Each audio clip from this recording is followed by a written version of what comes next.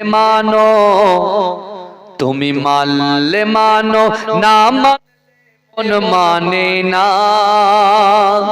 আশিকেরি আসল জান্নাত সোনার মদিনা জোরে বলুন না সুবহানাল্লাহ তুমি মানলে মানো তুমি মানলে মানো না মানলে মন মানে না আশিকেরি আসল জান্নাত সোনার মদিনা আশিকেরি আসল জান্নাত সোনার মদিনা আশিকের হৃদয়ে যত ইশকের জ্বালা দূর করিতে পারে ওই মদিনাওয়ালা মদিনা মদিনা করে হয়ে যাই ফানা আশিকের আসল জান্নাত সোনার মদিনা তুমি মানলে মানো তুমি মানলে মানো না মানলে মন মানে না আশিকের আসল জান্নাত সোনার মদিনা এক সময় ছিল মদিনা অলকনের ভূমি নবীর ছোঁয়াই হলো আরশের চেয়েও দামি এক সময় ছিল মদিনা অলকনের ভূমি নবীর ছোঁয়াই হলো আরশের চেয়েও দামি নবী যে তাই আছেন শুয়ে জান্নাতেরই টুকরা বলে করলেন ঘোষণা আশিকেরি আসল জান্নাত সোনার মদিনা তুমি মানলে মানো তুমি মানলে মানো না মানলে মন মানে না আশিকেরি আসল জান্নাত সোনার মদিনা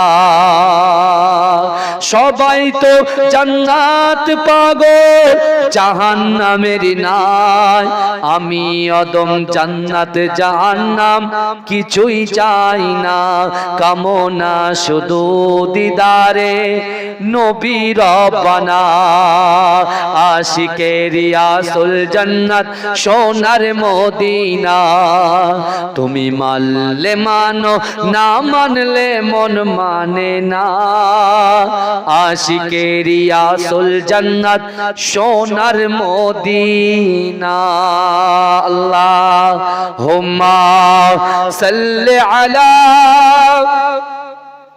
মোহাব্বতে উচ্চ আওয়াজে জোরে জোরে পড়ে ওয়ালা আলে সাইয়্যিদিন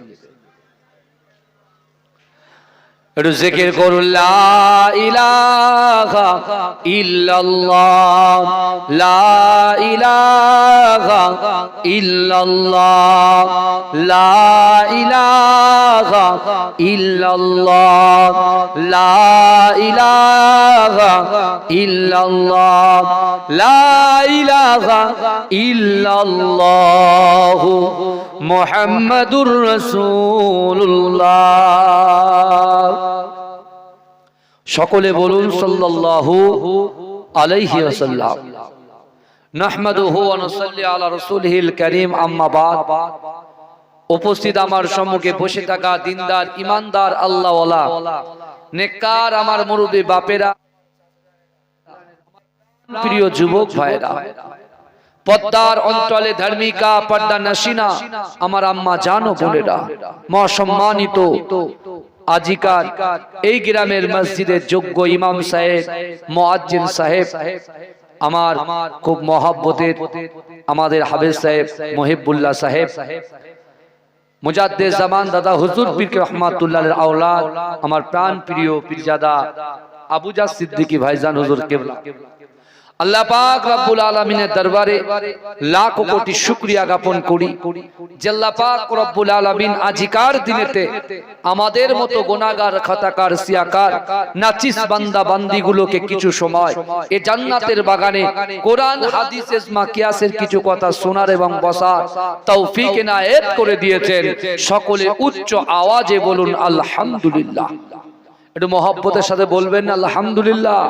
তারপর পরে শান্তির দূত, সাম্যবাদের সদাচারী, ইমামুল হুদা, নুরুল আলা নূর, নূরে মুজাসসাম, সরকার দো আলম, হাবিবে লবিবে তাবিব জনাবে মুহাম্মদ মুস্তাফা, সকলে বলুন সাল্লাল্লাহু আলাইহি ওয়াসাল্লামের রওজা মুবারকে, মাজার মুবারকে কোটি কোটি দরুদ ও সালাম।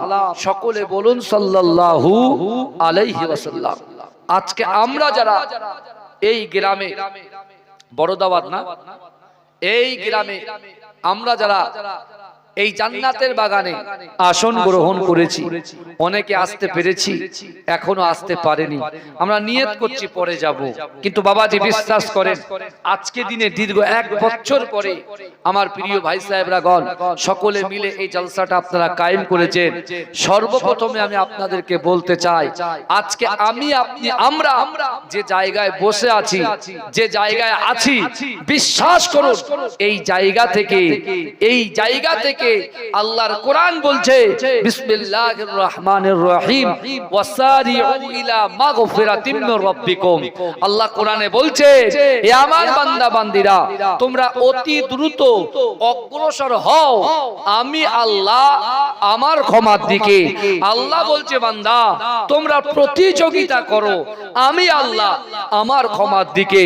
কিন্তু বাংলার যা অবস্থা এখন বর্তমানে, মানুষ নামাজ পড়ছে ঠিক আছে, দান করছে ঠিক আছে, জলসা শুনছে ঠিক আছে, কিন্তু টেনশনটা আছে ওই ফর্মে, এসআইআর যে ফর্ম, ওই ফর্মে টেনশন, কি করে আমি এই ফর্ম ফিলআপ করব। এ কথা ঠিক না ভুল কথা বল? টেনশন এক জায়গায়, কি হবে এই একটা মাস না যাওয়া পর্যন্ত মনে শান্তি আসছে না।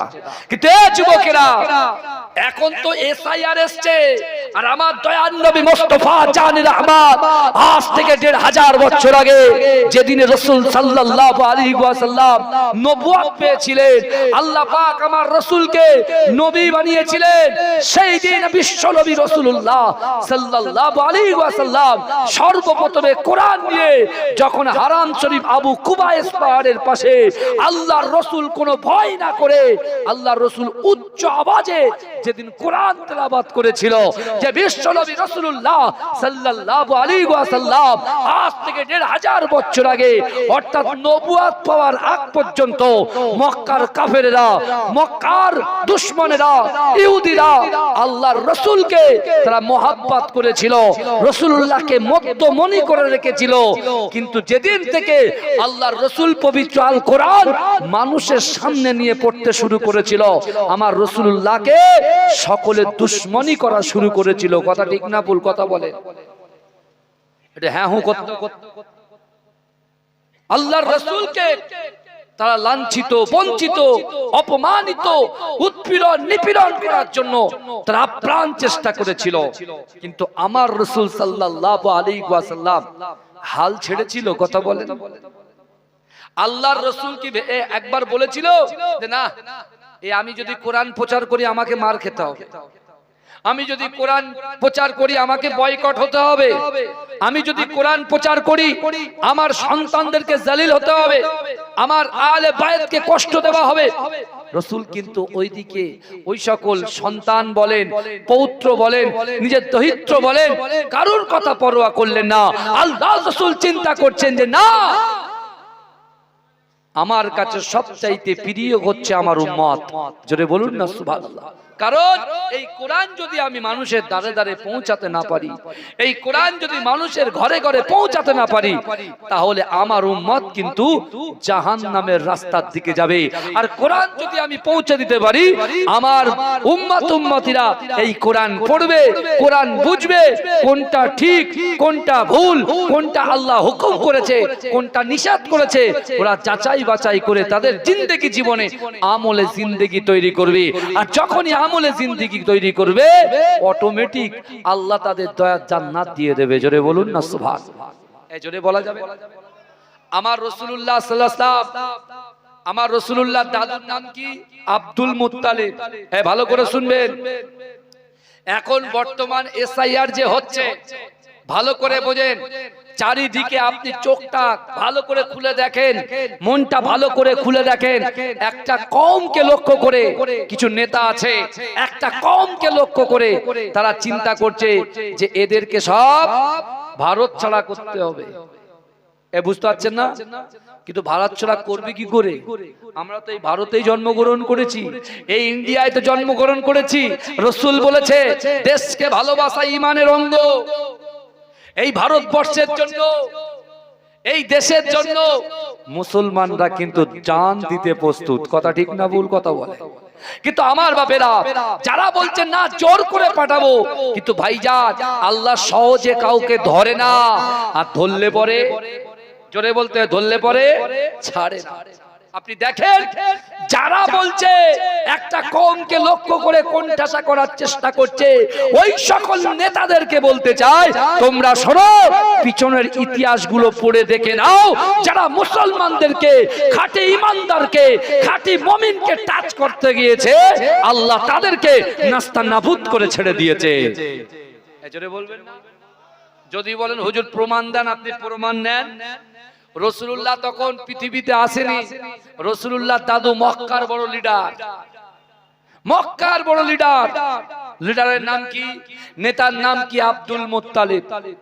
এই আব্দুল মুত্তালিব তখন আল্লাহ তাকে এত অর্থ দিয়েছিলেন, এত পশু দিয়েছিলেন, বিশেষ করে প্রচুর উটের মালিক করেছিলেন, প্রচুর আল্লাহ দুম্বার মালিক করেছিলেন। কিন্তু এই যুবকেরা, তৎকালীন কাফের, তৎকালীন ইহুদিদের দালাল আবরা বাদশা, সে চিন্তা করেছিল, সে নিজে ভেবেছিল যে না, আমি মক্কায় কাবা বাইতুল্লাহ শরীফটাকে আমি ধ্বংস করব। মনে আছে আপনাদের? আবরা বাদশা বলেছিল কাবা শরীফটাকে ধ্বংস করবে।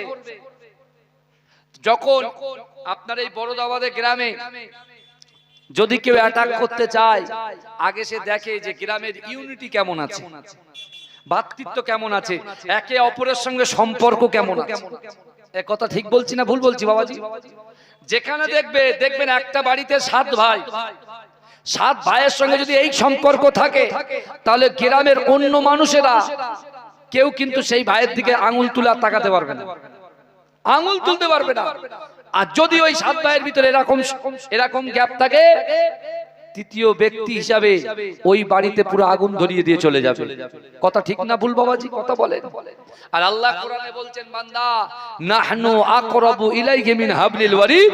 আল্লাহ বলছো বান্দা শোনো, আমি আল্লাহ তোমাদের ঘাড়ের শিরা, উপশিরার থেকে অতি নিকটবর্তী, আমি আল্লাহ তোমাদের সাথে থাকি। অর্থাৎ আমি আল্লাহ অন্তর্যামী, মানুষের অন্তরের খবর জানি, মানুষের মনের খবর জানি। এ যুবকেরা ভালো করে বোঝেন, আল্লাহর রাসূল সাল্লাল্লাহু আলাইহি ওয়াসাল্লামের দাদু তৎকালীন আব্দুল মুত্তালিব, তিনি যখন মক্কার লিডার ছিল, ঠিক সেই সময় আবরা বাদশা তার উজিরদেরকে বলছে, তার সৈন্য প্রধানকে বলছে, তার সেনাপতিকে বলছে, যাও মক্কার জমিনে চলে যাও, মক্কায় গিয়ে দেখো মক্কার মানুষের সঙ্গে মানুষের ভ্রাতৃত্ব কেমন। বলছে কেন?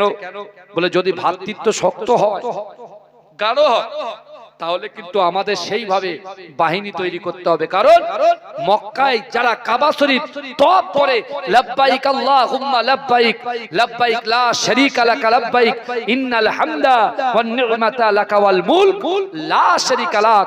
হে যুবকেরা বিশ্বাস করো, শুধু মুসলমানরা কাবা শরীফ তওয়াফ করত তৎকালীন সময়ে, রাসূলুল্লাহ দাদু ইহুদিরাও কাবা শরীফটা তওয়াফ করত। কিন্তু আল্লাহর কত দয়া, আল্লাহর কত মায়া, যখন ইহুদিরা নাসারারা যখন তওয়াফ করত, ওরা ফুল উলঙ্গ অবস্থায় তওয়াফ করত। তওয়াফ করার পরে ওরা কিসের জন্য উলঙ্গ অবস্থায় তওয়াফ করত? না ওদের গায়ে যে জামা কাপড় আছে সেটা অপবিত্র, তাই তারা পবিত্র জামা কাপড় খুলে উলঙ্গ অবস্থায় তওয়াফ করত। তওয়াফ করার পরে আল্লাহকে বলতে, আল্লাহ আপনি ক্ষমা করে দেন। আল্লাহ জিবরাইলকে বলছে, জিবরাইল আমার ঘর কাবা বাইতুল্লাহ শরীফকে উলঙ্গ অবস্থায় তওয়াফ করে, আমি আল্লাহ তাদেরকে ছারখার করে দিতাম, কিন্তু তারা যে পাল্টা আমার কাছে ক্ষমা চাইতো, তাই আমি আল্লাহ তাদেরকে ক্ষমা করে দিতাম। জোরে বলে। একজন ইহুদিকে যদি আল্লাহ ক্ষমা করতে পারে, আমরা তো কলেমা পড়েছি লা ইলাহা ইল্লাল্লাহ মুহাম্মাদুর রাসূলুল্লাহ, কথা ঠিক না ভুল? তাহলে আল্লাহ আমাদের কতটা ভালোবাসে। আমার ভাইজানেরা, হে নবী পাকের উম্মত উম্মতিরা, হে নবী দেবানারা, আমার আল্লাহ পাক রব্বুল আলামিন বান্দাকে কত মুহাব্বত করে, বান্দাকে কত ভালোবাসে। হে যুবকেরা, ধরেন আপনার বাড়িতে একটা 1.5 বছরের বাচ্চা আছে, সবেমাত্র হামাগুড়ি দিতে শিখেছে। না না না, আপনার বাচ্চাটা যখন হামাগুড়ি দেয়, আপনি মা হিসাবে, আপনি বাপ হিসাবে ওই সন্তানের দিকে তাকিয়ে থাকেন। ও যুবকেরা, ও নবী পাকের উম্মত উম্মতিরা, না না না, আপনার বাড়ির উঠানের সামনে বড় একটা পুকুর আছে। ও যুবকেরা, আপনার বাচ্চাটা যখন হামাগুড়ি দেয়, আপনি মা হিসাবে বাপ হিসাবে ওই বাচ্চাটার দিকে কেন তাকিয়ে থাকেন? না না না, আমার সোনা মানিকটা সবেমাত্র হামাগুড়ি দিতে শিখেছে, সে যদি আস্তে আস্তে ওই পুকুরের কাছে চলে যায়, তার জীবন হানি হতে পারে, ইন্তেকাল হয়ে যেতে পারে, আহত হয়ে যেতে পারে। কিন্তু যুবকেরা, আমার আল্লাহ পাক রব্বুল আলামিন তার বান্দা বান্দিকে জানিয়ে দিলেন, ও বান্দা, আমি আল্লাহ তোমাদেরকে কতটা ভালোবাসি। বিশ্ব নবী রাসূলুল্লাহ রসিলায় আমি আল্লাহ তোমাদেরকে কতটা মুহাব্বত করি। হে যুবকেরা, আমার আল্লাহ পাক পবিত্র কালামুল্লাহ শরীফের ভিতরে পরিষ্কার ভাবে জানিয়ে দিলেন, ও বান্দা, ফাআইনামা তুআল্লু ফাসাম্মা ওয়াজহুল্লাহ, ফাআইনামা তুআল্লু ফাসাম্মা ওয়াজহুল্লাহ। আমার আল্লাহ বলে, ও বান্দা, আমি আল্লাহ তোমাদেরকে এত মুহাব্বত করি, ভালোবাসি। না না না, তোমরা যখন ডান দিকে তাকাও, ওই ডান দিকে আমি আল্লাহ আছি। তোমরা যখন বাম দিকে তাকাও, ওই বাম দিকে আমি আল্লাহ আছি। তোমরা যখন সামনে তাকাও, সামনেও আমি আল্লাহ আছি। ও বান্দা, তোমরা যখন পিছনে তাকাও, পিছনেও আমি আল্লাহ আছি। জোরে বলবেন না? জোরে বলবেন না সুবহানাল্লাহ? আমাদের রুজি দিনে বলার মালিককে, ইজ্জত দিনে বলার মালিককে, আপনার বাড়ির থেকে তুলে এনে জান্নাতের বাগানে বসানোর মালিককে আল্লাহ। আর রাসূলুল্লাহ দাদু আব্দুল মুত্তালিব, তিনি যখন মক্কার লিডার ছিলেন, আল্লাহ সব দেখছেন। এদিকে আবরাহ বাদশাহ তার সেনাপতিকে পাঠিয়েছে মক্কাতে, কিসের জন্য? দেখো তাদের ভিতরে ভ্রাতৃত্ব কেমন আছে। আমার বাপেরা ভাইরা, তার সেনাপতি গিয়ে এত লোভে পড়ে গেছে। কিসের লোভে? কিসের লোভে পড়েছে?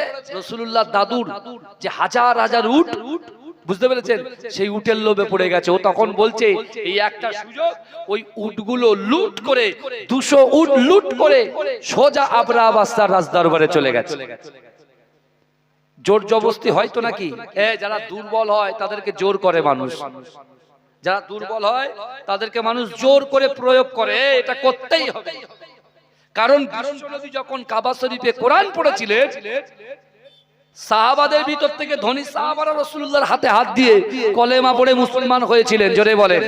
আবার গরীব সাহাবারা রাসূলুল্লাহর হাতে কলেমা পড়ে মুসলমান হয়েছিলেন। কিন্তু কাফেররা, যারা ধনী সাহাবা, তাদেরকে অ্যাটাক বেশি করতে যায়নি।